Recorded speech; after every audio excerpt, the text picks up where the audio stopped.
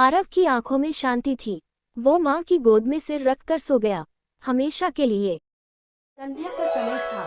सूरज अपने अंतिम किरणें जमीन को सौंपते हुए विदा ले रहा था। शहर की एक पुरानी कॉलोनी के आखिरी कोने में एक छोटा सा मकान था, माया का घर। माया लगभग 65 वर्ष की अकेली रहती थी। उसका बेटा आरव 4 साल पहले विदेश चला गया था।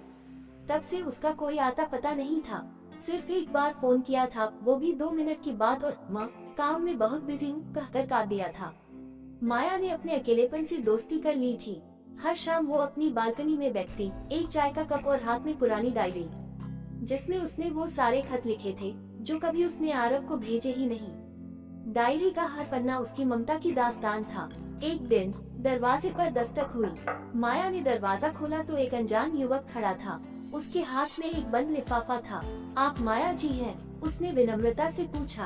हाँ बेटा, तुम? मैं राहुल हूँ, आरव सर के ऑफिस में काम करता हूँ। उन्होंने ये खत आपके लिए भेजा है।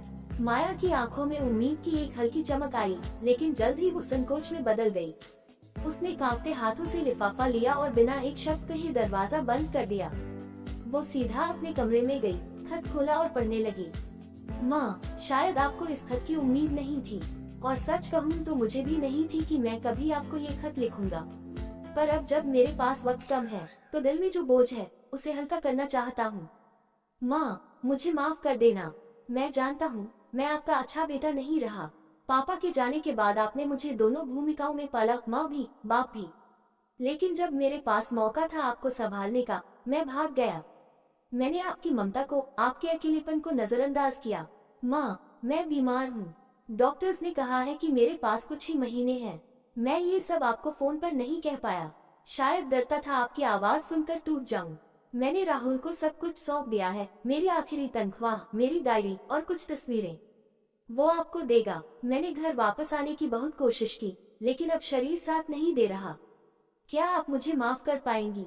आपका आरव। माया की आंखों से आंसू रुकने का नाम नहीं ले रहे थे। हाथ कांप रहे थे, दिल में जैसे कोई तूफान चल रहा हो। उसी पर राहुल फिर से दरवाजे पर दस्तक देता है। माँ, मैं आपको आरव सर की सारी चीजें देने आया हूँ। माया एक पल के लिए ठिठकी, फिर उसका नाम सुनते ही दरवाजा खोल दिया और राहुल को अंदर बुलाया। राहुल ने एक छोटा सा बैग माया को थमाया। उसमें आरव की एक फोटो, उसकी डायरी और एक रुमाल था जिसे माया ने कभी अपने हाथों से कढ़ाई की थी। माया उस रुमाल को देखते ही रो पड़ी। राहुल चुपचाप बैठा रहा, जैसे एक बेटा माँ का दुख बांट रहा हो। कुछ देर बाद माया बोली, बेटा, क्या तुम मुझे उसके पास ले जा सकते हो?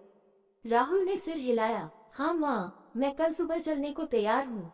वो अस्पताल में है। अगले दिन माया और राहुल ने यात्रा शुरू की। माया की आंखों में उम्मीद और दर्द दोनों थे।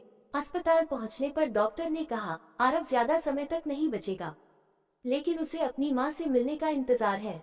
माया जब कमरे में दाखिल हुई तो आरव की आंखों से आंसू बहने लगे। उसने कांपते हाथों से माँ की ओर हाथ बढ़ाया। माँ, माफ कर दो। माया ने उसका हाथ थामा और बोली, तू मेरा बेटा है।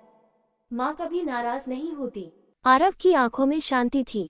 वो माँ की गोद में सिर रखकर सो गया, हमेशा के लिए। 1 महीना बाद माया फिर अपनी बालकनी में बैठी थी, लेकिन अब उसके हाथ में आरव की डायरी थी।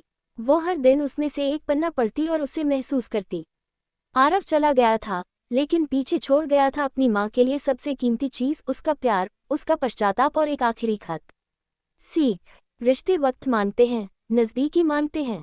कभी कभी एक माफ कर दो बहुत देर से आता है, लेकिन माँ का दिल हमेशा इंतजार करता है, कभी शिकायत नहीं करता।